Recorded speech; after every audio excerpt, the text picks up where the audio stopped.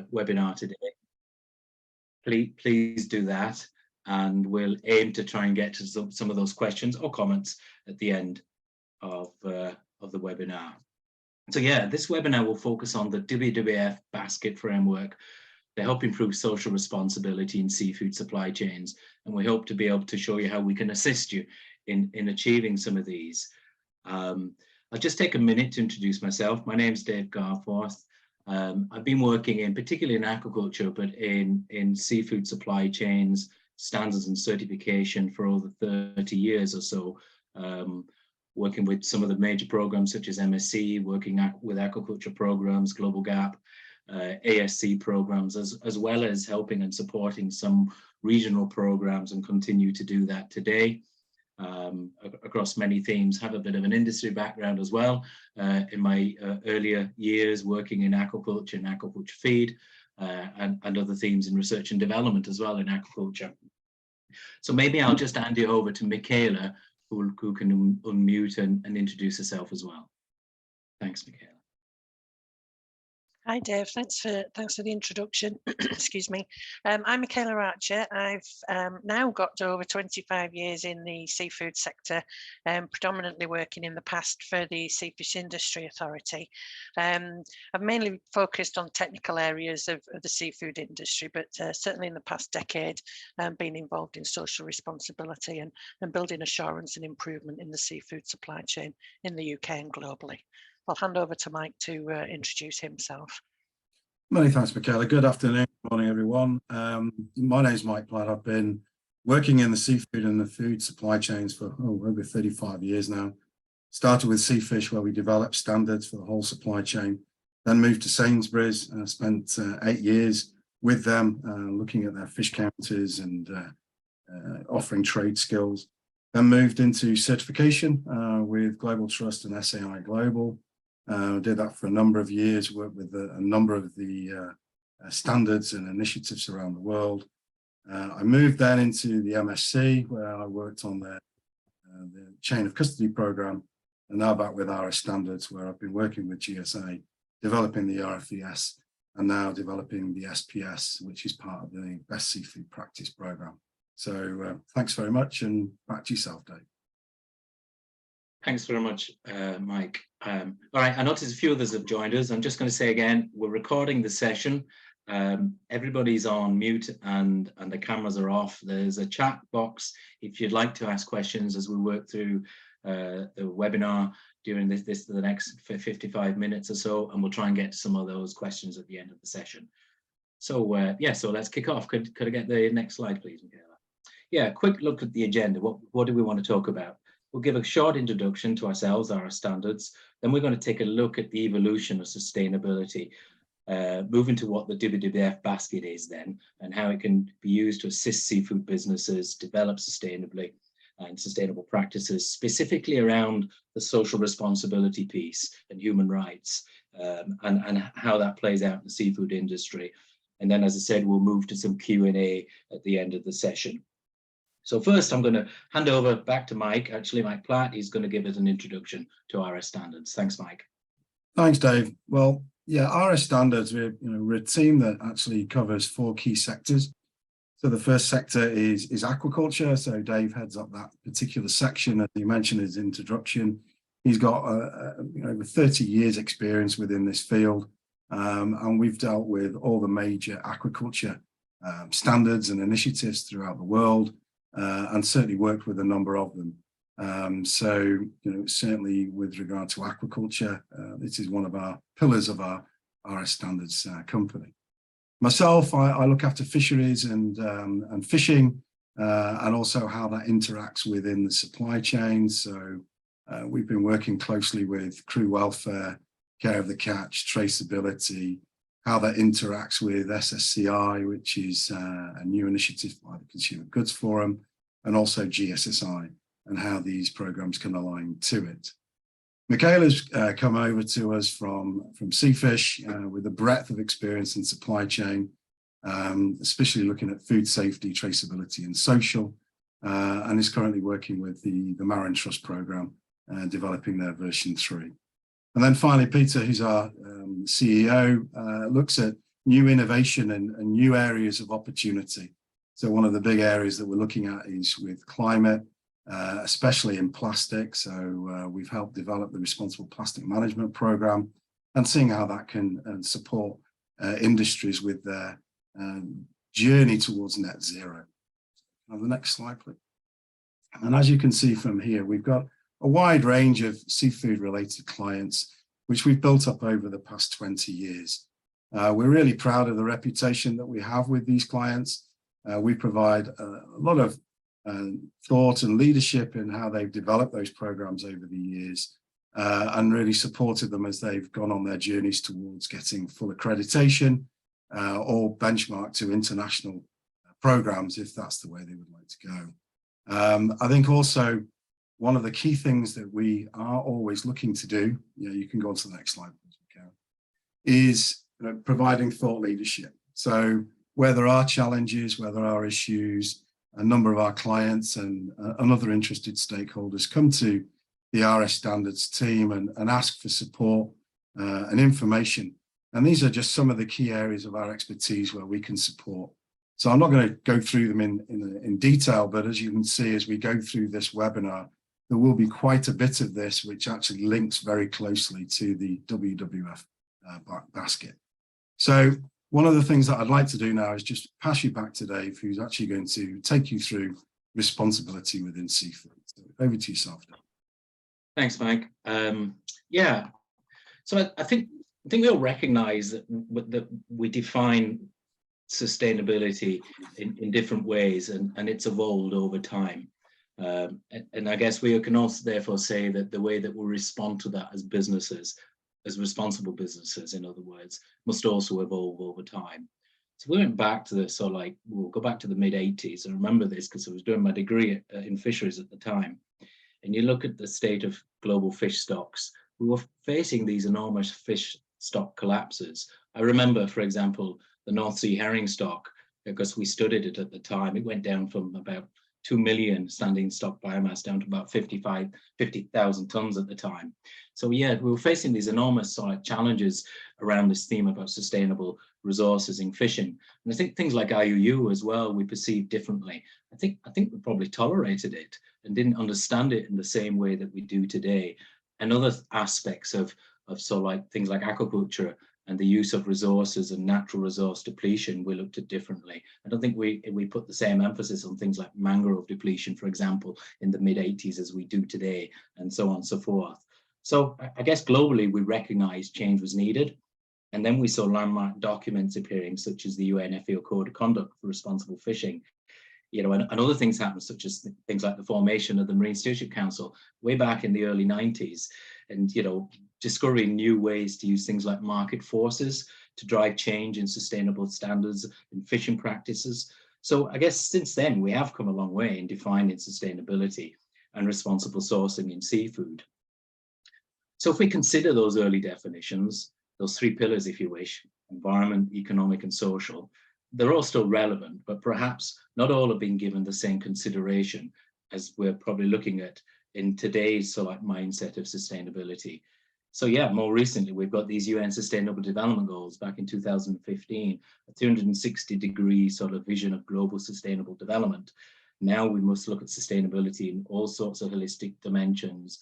It covers things like circularity, biodiversity, climate impact, health, education, equality, ending poverty. So we can see that there's a real focus on social accountability, which is now part of the the sustainability framework, as well as those original things about preserving oceans, preserving land and forests as well. Next slide, please, actually, Michaela, thanks. And in fisheries, in aquaculture, in seafood, maritime activities, we've got our own SDG 14. But of course, doesn't stand in isolation. It links with so many other of those SDGs to create a framework, if you like, which defines how we might look at sustainability in the maritime, in fisheries, in aquaculture.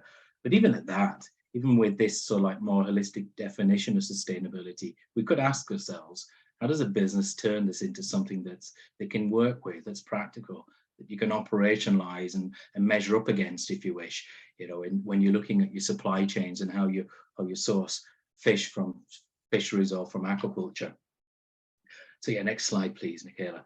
Typically, then, yeah, in businesses, we look at things from risks and opportunities, yeah, and that's so like the risk and opportunity to the business, and it's based on usually a level of exposures business field, and this of course evolves over time as well, and some businesses evolve quicker than others, and so, for example, some businesses may say compliance is sufficient, or they may go a little bit beyond compliance where there's opportunities and savings, and other businesses then go much further beyond compliance and look at a more holistic sense about sustainability, a more integrated sense of sustainability, and get more involved in that. And some of them evolve even further than that and look at setting sustainability as a purpose. So it becomes sort of like the beating heart of a business. So anyway, even at that, even saying all that, you could still say, how do you turn that into something that's useful and still maintain a profitable business without negative impact, or even having positive impact on things like the environment, on society and on economies? So it requires a lot of stuff, I think, in a simple sense of putting it, you know, and that pyramid sort of tries to capture that. And without that, so like that foundation at the foot of that, in terms of having processes and systems in place, having awareness in the business as well, and know-how, and a way to keep all those things alive and ticking and meaningful, it becomes challenging. And then it added to that, without assurance and transparency, and you could also translate that to a sense of without having business ethics and social values within a business, without them, then commitment to follow through on things could become challenging, and real change may not be possible, in other words. And then, of course, on top of that, that sense of purpose also requires a strategy, a plan, if you like, or a blueprint to be able to achieve these things. And that's what we're trying to sort of like talk about today. So what I'm going to do is hand you back over to Mike, who's going to talk about such a blueprint in the WWF blueprint. Thanks, Mike. Yeah, thanks, Dave. And as I say, yes, I think the WWF Basket, it was launched with a number of these participating retailers back in 2021 after COP26. And it really is an introduction of how you can incorporate a number of these different initiatives, standards, etc., and pull them all together to actually develop a framework for change. So again, what they're actually trying to do with this overall initiative is not introduce potential new ways of doing things, but how you can actually interact all these different certification programs, risk assessments, etc., and pull them all together so we can actually drive in one direction and really make a difference to the UK industry initially, but hopefully this will have far-widening reach into the global supply chain, because a number of the seafood products sourced by UK retailers comes from all over the world. So can I have the next slide, please? Thank you. So the main commitment within the WWF Basket is to halve the environmental impact of a shopping basket by 2030. Now, as you can appreciate, this isn't all about seafood. There's a number of other commodities which are covered by the basket. And one of the things that is critical to this is that we've got the 5 key retailers within the UK that all signed up to this. And a number of the other retailers as well are also sharing data on how we can actually try and achieve these commitments as written down within this blueprint. So over to the next slide. And as you can see, there's been quite a challenging timeline that WWF and its partners pulled together. They launched it in October 2021, and they want to try and have this commitment met by 2030. It might sound like 9 years is a long time, but there's an awful lot of work that needs to be done in those intervening 9 years. And one of the key things that each retailer must do is actually report on their progress, and then WWF will actually report on an annual basis how they're actually getting on with all the commitments that they've actually agreed to.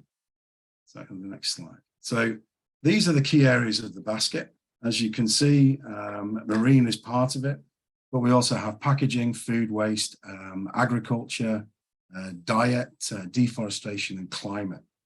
We also have a number of elements as well, which actually underpin each of these 7 categories within the basket. But the one that we're actually going to focus on for the rest of this webinar is the marine, because this is our area of expertise in seafood, and notably around social accountability and how the work that we've done in the past with other initiatives can actually support retailers actually meeting these ambitious targets which have been set within the WWF Basket. Next slide, please. Thank you. So one of the key things that we're looking at, if you look in green there, this is the major commitment, and it's 100% of seafood shall be from sustainable sources by 2030. Now, the big challenge that we've got is sustainability. Is it just around environmental? Is it around economic? Is it around social? It's going to cover all these aspects. But to actually help the retailers set and measure their progress, WWF have agreed with them within this basket that 100% of wild capture and aquaculture material source shall be certified. 100% certain percentage of wild capture sources will actually go forward and actually reach out and cover the seascape approach. And I'll explain a little bit more what that approach is, because it's a much more holistic view rather than just looking at individual areas of sustainability in isolation. It brings everything together. And then in farm seafoods, they're looking at the type of forage fish dependency ratio, keeping that below 1 for both fish meal and fish oil, and how that can be affected within feed ingredients. So again, they've written out quite a few specific requirements. And if we move to the next slide, this one comes up. So basically what the minimum expectations are for this blueprint is that all sources covered will be covered by a relevant certification program. So whether this would be for fisheries, would be the MSC, for aquaculture, it would be 3 main ones, which are ASC, BAP and Global GAP for ecological aspects. For human resources, they've identified RFES for vessels in particular. And for the RSPCA, they're looking at animal welfare and that particular standard. They're also looking at other GSSI recognized as an appropriate verified equivalent programs. So they've identified these, but it doesn't necessarily mean that other initiatives cannot be reported against as well. So the target, as I say, is that all seafood should be certified, and that a number of the retailers, especially in wild capture, actually start looking at this seascape approach. And I'll go into a little bit more detail on that in a few slides. The other thing that they really would be looking for is the transparency within the supply chain. So looking where the traceability gaps may be, looking at where there's potential opportunity for IUU, which is illegal, unregulated fishing, because there's research has shown that there's a direct correlation between illegal fishing activity and potential social or human rights abuses on board fishing vessel. And then finally, we move into the disclosure, which is measurement. You know, how do we measure our success?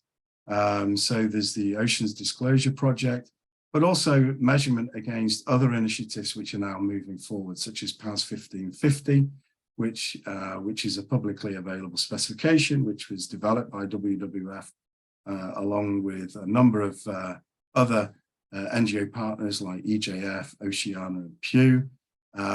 We've also got the Global Dialogue for Seafood Traceability. Again, that's another collaboration, and we'll go into a little bit more detail about these programs a little bit later on in this webinar. And finally, of course, the RFES, which was launched in 2020 to actually support social and welfare standards on board fishing vessels. So again, it's all around using what's already there, how we can measure against it, and then disclosing those measurements so we can report it more accurately to the supply chain. Next slide, please. So WWF Seascape, their approach. This is a very holistic approach. And what they're looking for is not to look at sustainability in isolation. What they want to try and do is look at the whole ecosystem. So rather than just certifying one stock and saying, well, that's environmentally sustainable, what they want to do is look at that stock. how it interacts with the human resources that actually go and catch it, how it interacts with other industry that might be using that ecosystem. So it's all around pulling everything together, and as I said before, very much an holistic approach and a bigger picture approach, and how it can actually, drive better certification programs, drive better regulations, drive better policies. And to actually help all this, one of the things that WWF have done with other consultants is they've actually undergone a lot of research looking at the risky seafood business. And really what they're trying to do with the UK supply chain in particular is to say that working in collaboration is the best way forward.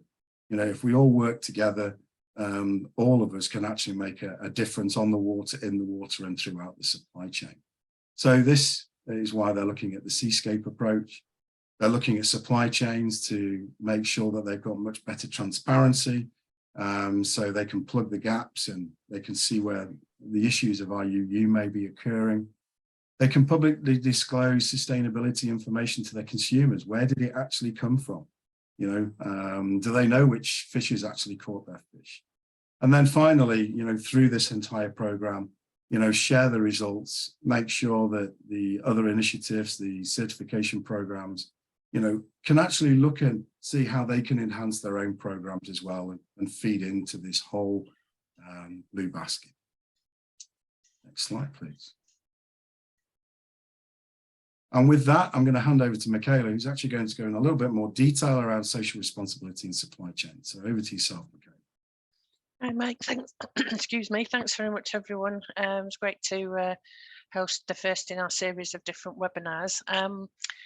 Just to obviously explain and seeing the names of everyone that's appearing in this, I don't think it's any surprise to anybody that we've got particular issues that we're looking at in the seafood industry, and everyone who will have some degree of familiarity with the different challenges around this, and it is a huge global challenge.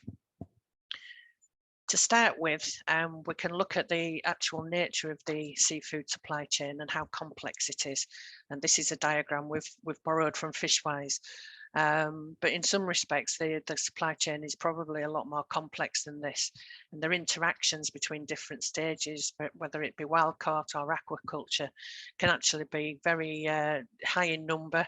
There can be a huge number of different interactions and aggregation of catch or harvest, right through from primary end right through to the processing and distribution end. So it does make it more challenging when you consider the industry at large, and also how that then relates to the human element and who's working where. We've got particular challenges, and we are aware that different parts of the industry have been associated with human rights issues and challenges. And sometimes that's not necessarily a direct impact, it can be indirect as well. And obviously there's issues of a whole range of different human rights and social welfare responsibility problematic sort of practices right through to illegal practices as well, and whether they be direct or indirect associated with each part of that supply chain. But the very nature of this became apparent in the UK when the challenges of where your seafood comes from and who is producing it very much came to the fore nearly 10 years ago now, but it has been a long-standing problem that the seafood industry has been associated with. We just helped put some figures into context, and again, we're not going to go into all the numbers here, but globally, it's estimated that 50 million people were living in modern slavery last year, and I think it's safe to say that that's the highest number in recorded history globally. So it's quite a significant problem that does seem to be getting higher and higher each year. The seafood sector is responsible for employing lots of people each year. It's quite a considerable area of dependency for many people across the world. And it has been associated with human rights abuses and illegal working and employment conditions. The human elements, the human impacts have been very closely linked with illegal fishing, as Mike mentioned earlier. there was quite a stark figure that came out very recently that really related to safety at sea, but FishSafe in their latest analysis estimated 100,000 deaths each year in fishing globally, and that equated to about 300 deaths per day. So this really was quite a stark reminder of the dangers of fishing in generally, but when you start factoring in the linkages with IUU, with child labour and poor employment and working conditions, it does go some way to understanding why these issues exist in the seafood sector. So we just move on to the basket then. There's been lots of different initiatives in the past, not only a decade, but for a long time to tackle these different issues. But predominantly the number of different initiatives has really increased in the past decade. And the basket has been a recent example of where they've brought together the different areas and different initiatives into a holistic framework, as Mike mentioned. Just start with explaining that the basket on social responsibility very much splits it into two key areas, but that's not forgetting the extent of requiring 100% of seafood to be certified by 2030, because many certification schemes are now increasing their scope and coverage around social responsibility, or looking to how they can incorporate social responsibility from other standards and certification schemes. So it is an area that's going to increase in terms of the different requirements. But from the framework, the basket framework point of view, on one side they mention the tools that businesses should be looking to committing and implementing recommendations from. So that includes PAS 1550, GDST and RFBS. On the flip side, there's transparency. How can a business be a lot more transparent in what they do and where they're sourcing seafood from? So that the basket requires businesses to sign the EJF Transparency Charter and source from fully documented fisheries.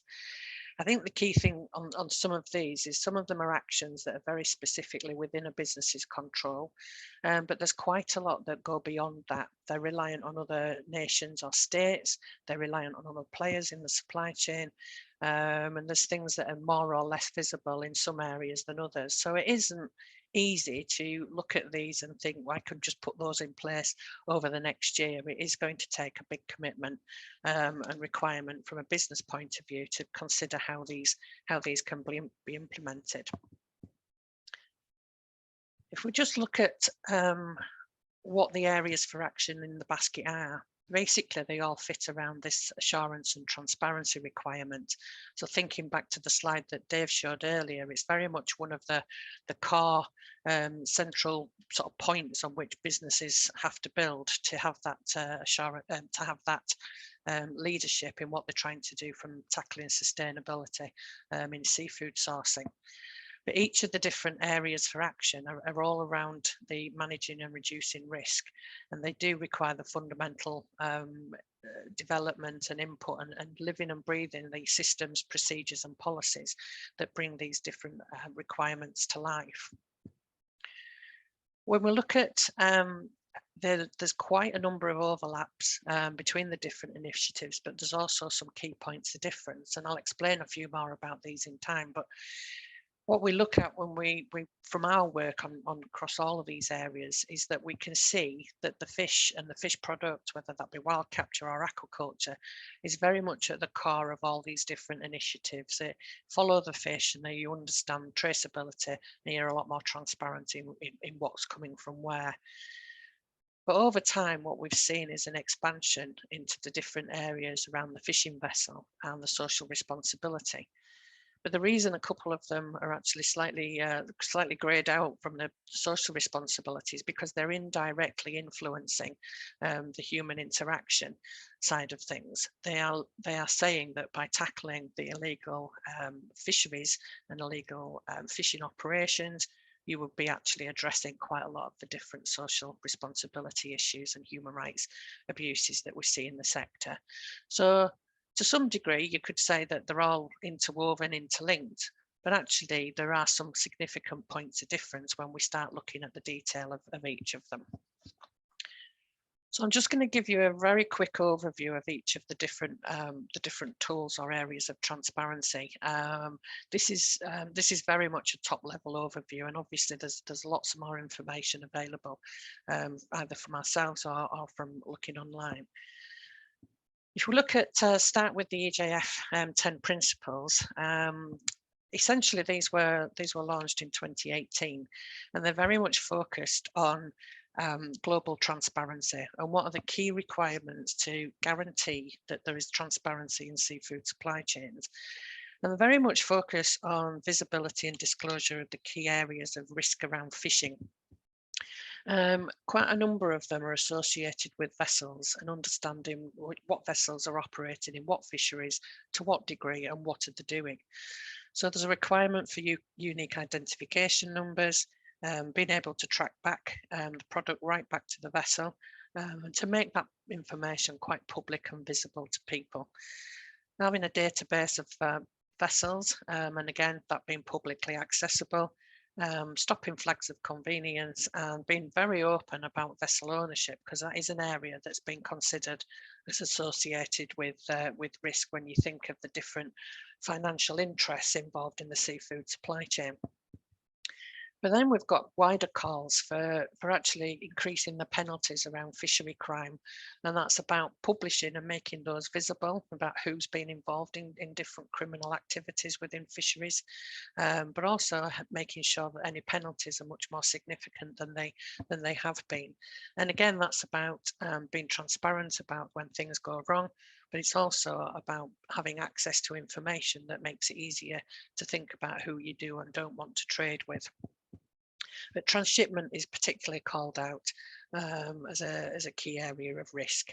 And basically the EJF principles state there should be a ban unless it's very carefully monitored.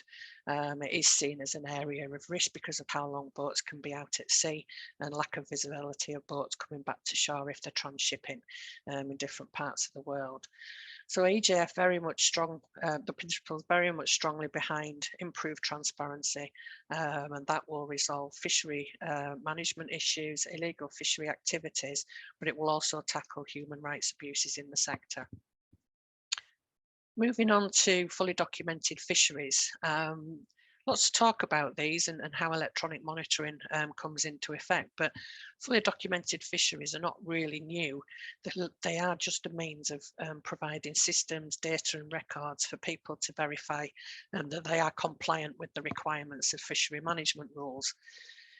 But for many years, there's been concerns about visibility over the catch in terms of people actually reporting what they're catching. Are they being open and above board about what they're catching or what they're throwing back over the side?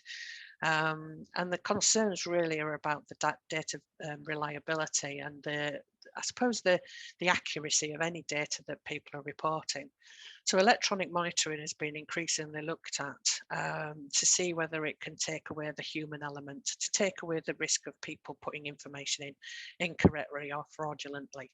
And it is around the use of different systems and different technologies to look at automating catch information. So that can be looking at species, catch composition and discards in particular, as well as been a quite hot topic on this for quite a few years. But there's also been suggestion and looking at the potential for at-sea monitoring to looking at crew and whether you could use CCTV to look at crew welfare, onboard conditions, in terms of crew identification, etc. But there is a concern there about that being used for legitimate purposes and not obviously affecting people's human rights from using information that they shouldn't be accessing. So again, this is an area that has been looked at. It's been mooted as something that could be increasingly used, but it does have to come with substantial input, I suppose, from policy and enforcement to make sure it's done legitimately and properly. And that's an area where that would have to be looked at further to address any concerns around data use.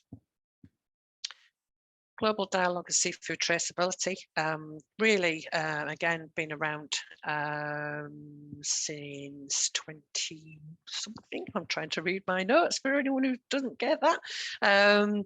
Basically, it's a standard that's been developed by a number of different stakeholders involved who were really keen to speak a common language around global traceability, and really to agree what it looks like and what does good and best practice look like in the supply chain.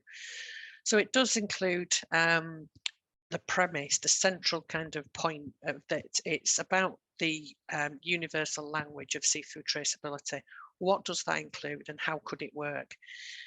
So it provides a checklist and a list of key data elements that you're required to track from start to end to demonstrate transparency. And it does cover wild capture and farmed seafood as well. And by tracking that information and by following it through every step of the journey along the supply chain, it does mean that you've got easy access and visibility over what's happening to all those products from start to finish. And it includes quite a number of different requirements. So it's around the vessel, catch areas, species, licensing and regulation of the catch and the farms as well. So it's very much seen as quite a fundamental common language around traceability in the seafood supply chain. PAS 1550 is a code of practice that was developed, as Mike said, by collaboration. It's very much aimed at IUU, but also associated with that sourcing products that were caught or processed by workers in poor or illegal conditions. So it very much came, well, 5 years ago now, but it very much came at a time where the key areas of risk were very heightened, and people were wondering what they could do about it. But this is quite an optimistic and very ambitious set of requirements that's been brought in through the PAS, because it covers so many different areas that are relatively new or different from what supply chains have had to consider within scope before. But what it's doing is bringing these together into, again, a framework approach that highlights traceability as the absolute central basis for being able to track everything that's going on in your supply chain, and that includes your product and your people. It does only apply to wild capture, but again, some of the principles of the different information would be transferable to other supply chains as well. The RFVS has been is basically a global standard. This has obviously now run by the Global Seafood Alliance. It really came about to build assurance around fishing vessels and at-sea operations, because that has been very much seen and associated with probably the highest area of risk, because vessels are at sea. They're not necessarily something that is easy to find out what's going on whilst they're at sea, whilst they're fishing.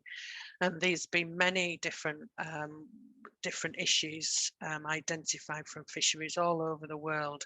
And this is why RFVS has been a long, I suppose, long-standing area that's been required to provide assurance in at-sea operations. It does go further than people may be aware of. So it does include vessel management and safety systems, again, that require those fundamental policies and procedures to be in place about the operation of the vessel and how well it's been run by the different people who are responsible, whether that's the skipper or the owner of the vessel. But beyond the vessel management and safety systems, there's many other things as well, including environmental impact, catch safety, food hygiene, and license to operate. And catch traceability is included as well. So again, that's about looking at the areas of risk associated with at-sea operations and putting in place clauses within the standard to manage those and seek assurance around all of those. Perhaps the most well-known area that RFVS is known for is the rights, safety and crew and welfare of crew. These have obviously been the major area of risk. Again, as I mentioned, very much lack of visibility has exacerbated the issues around this. So RSBS does provide a basis for assurance for ATSI operations and make sure that those vessels and those crew are considered in relation to their employment and their working conditions, and that they are employed and treated fairly. So those different areas of actions, again, just a very broad overview of each of them. They cover very similar things, but they also cover quite different and unique requirements that when you look at all of them together, it's a case of which one would you look at first, which one is a priority for you to be able to work with. This is where we start to become, I suppose, a little bit more, where do you start? Which areas do you focus on first? What as a business could you actually do about this? And it's no surprise, I think there's so many different initiatives, but the basket has brought these together, and these are the key ones that it's saying that they should be considered in the supply chain. But it is still like a jigsaw puzzle with lots of different pieces, and you're not sure which bit fits where. And this is why when you start looking at the different initiatives, you've got to see what have they got in common, but what are the points of difference and complexity? Which ones are best suited for different businesses? Do you need them all? Do you only need some elements? So it does take quite a lot of time and effort to become familiar with them and understand how they could be implemented in your own operations. And it's interesting to see that although aquaculture is only covered in GDST directly, there are risks associated with that as well.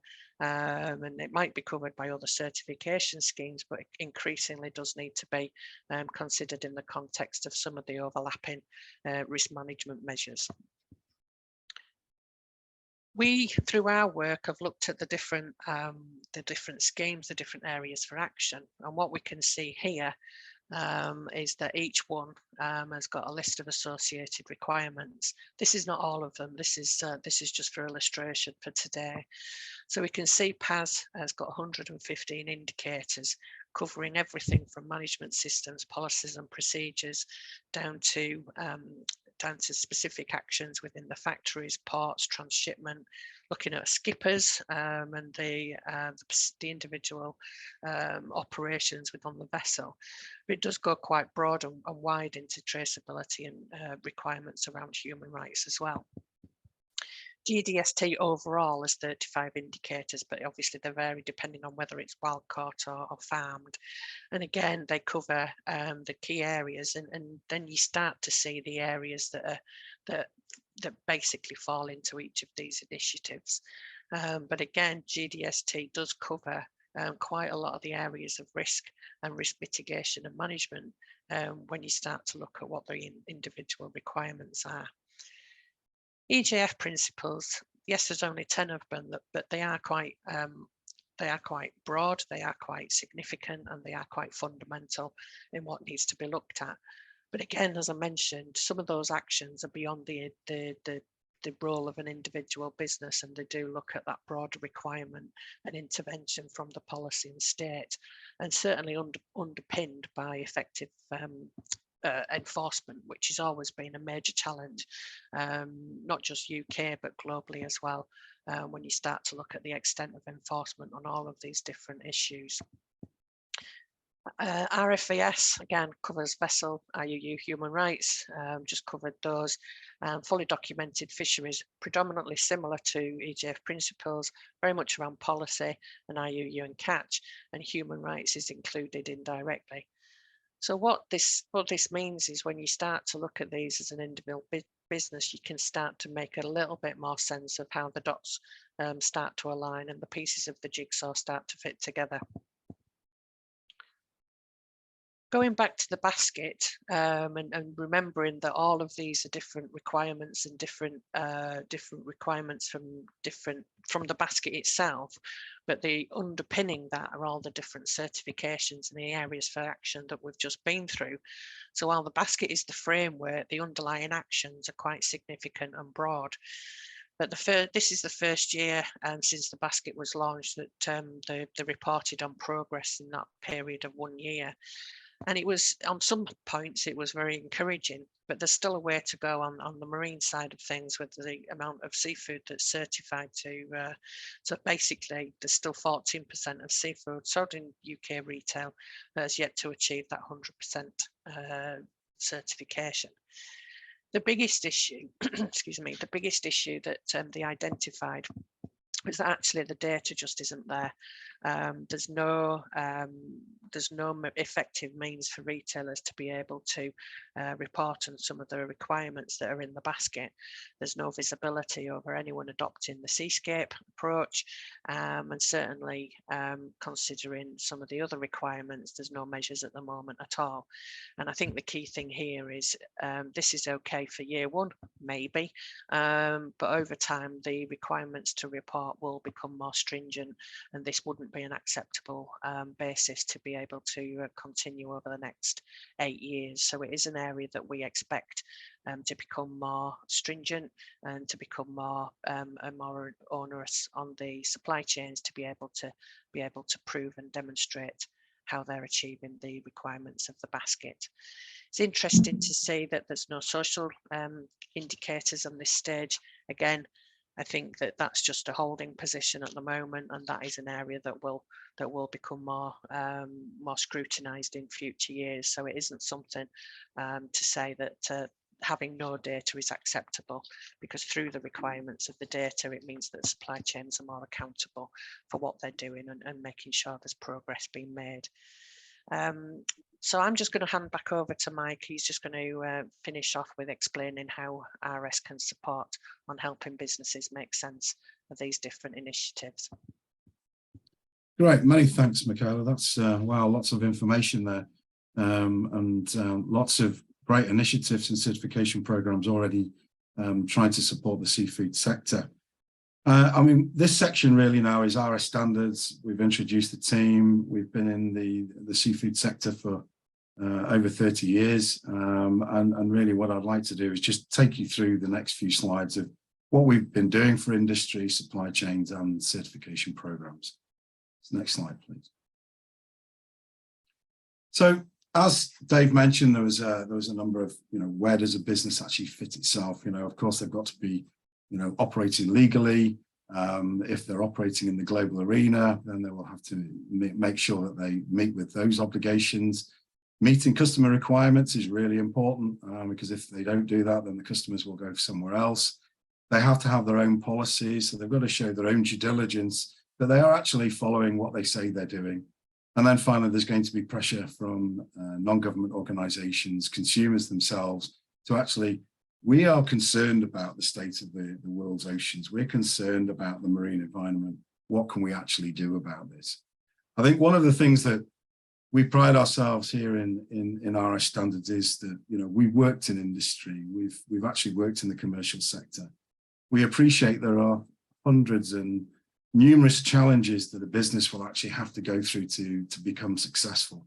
And how do you actually prioritize all these different requirements and what sort of support is out there to actually help you? And this is why, with our experience and expertise and working with various other partners, we've developed this toolkit of measures to actually support a responsible business, to actually help them develop a much more pragmatic tool to support their individual needs. So on the next slide, please. So as you can see, RS standards, we've actually played important parts in colleagues of mine have inputted into PAS 1550 into the global dialogue. We actually led the development of the responsible fishing vessel standard from the old RFS that Seafish ran. And we're now, incorporating that into their best seafood program. So one of the things that, we actually pride ourselves in is we have 4 key stages, which the first one is around awareness, and then training and passing on knowledge, reviewing the work that's already been done and how we can assess, where a business is now and what they need to do. And then finally, through the work that we've done in the past, we can provide independent reports, which will then support a business with their reporting requirements and general vision of providing a clear and transparent picture to their customers and stakeholders.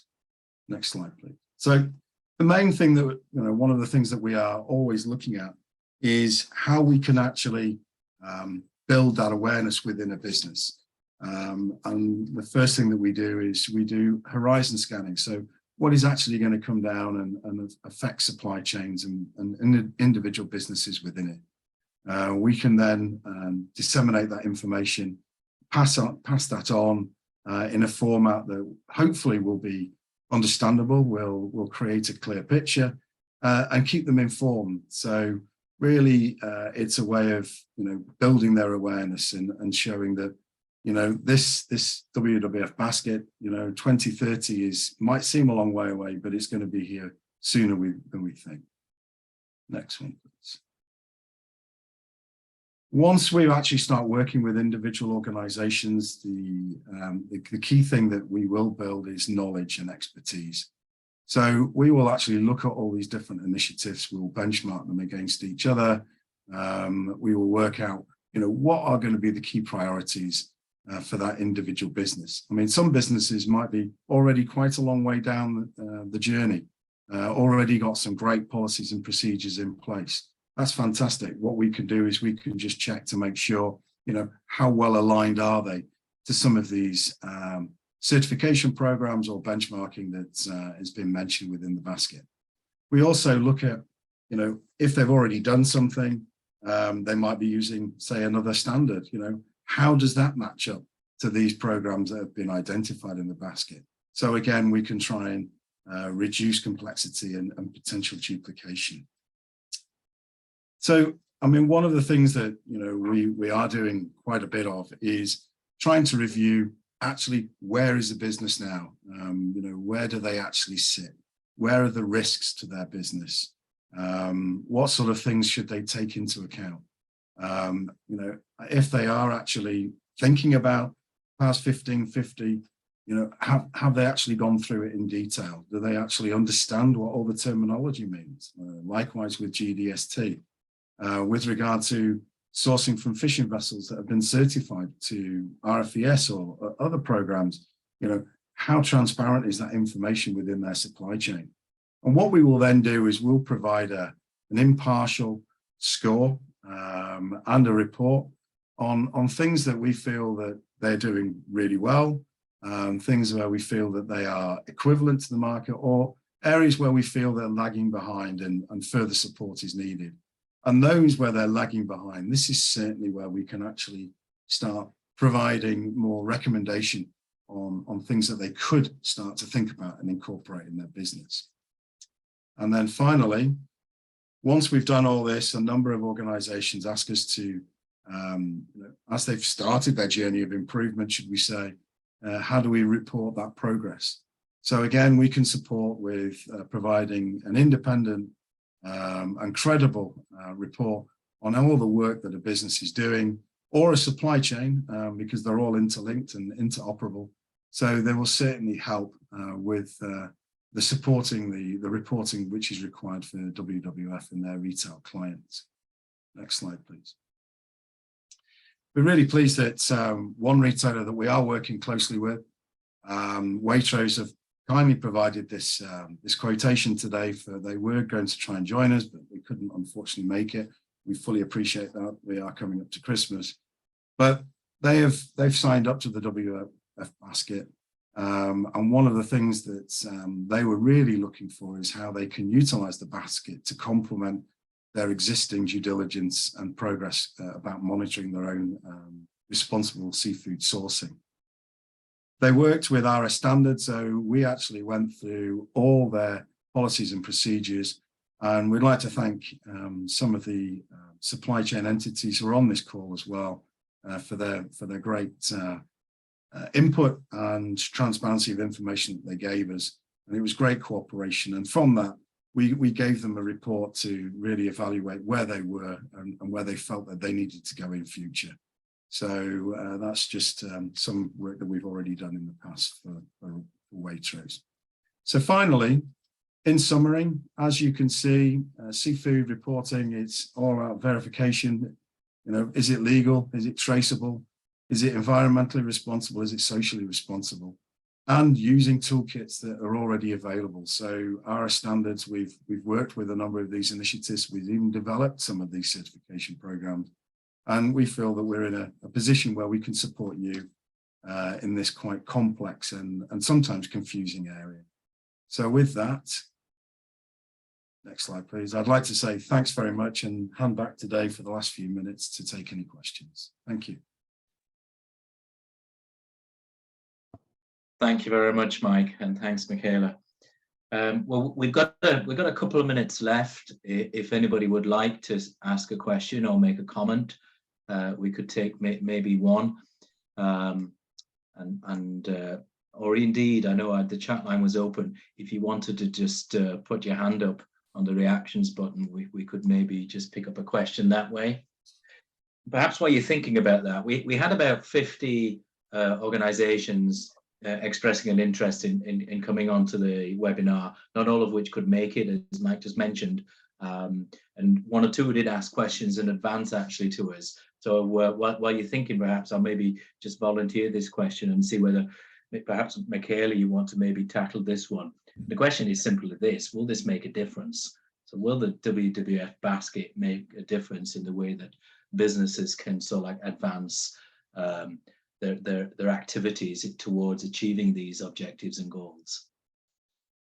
Thanks, Dave. I think the key thing with this is that it's brought them all together into a way that is requiring reporting against progress and change. And I think to be accountable for something, you need to be able to measure it, and then you need to be able to say, where am I improving? And I think that's the key difference with this, that it is about that public reporting. And in time, there is going to be more and more of that. We're already seeing some of those things that have been successful. If you look back at different NGOs holding companies against their sourcing credentials on things like tuna and providing ratings that are very public facing, that's the difference in terms of nobody wants to be facing that in the public domain. So I think that's where the difference will come from this basket, in that reporting requirements and the target over the next 8 years. Okay, thanks very much, Michaela. Yeah, thanks for that. Well, we are just about up on time anyway, so what I'll do is I'll just close up. What I'd like to say is, first, I hope you found it useful and helpful in understanding a little bit more. Hopefully we've unpacked a little bit of what this basket represents and how it could be of assistance to retailers and their supply chains, particularly around the social piece. I think, you know, in terms of how it's more advanced beyond so like that certification piece, it's really moving into adding value, adding social value throughout the supply chain in seafood. So yeah, I hope you found it really insightful. Really thank you everyone for expressing interest and joining us on this luncheon session. As we said at the beginning, we'd like to follow up with more sessions across different aspects of sustainability in the supply chain. We will be making this presentation available to everyone, and please feel free to come to us directly through email, etc., with any questions post this or comments you might have. And we look forward to working with you in 2023 and reaching out again to you in that regard in terms of how we can assist you. So at that, I'll just say thank you very much again, everyone. Thanks very much for Michaela, for Mike. Thanks very much as well to the staff in the background. Aaron, who's put a lot of work in terms of organizing these things. These are the things we don't see, but make things work smoothly for us. And look forward to seeing you all in 2023. All right, have a great day. Thanks now.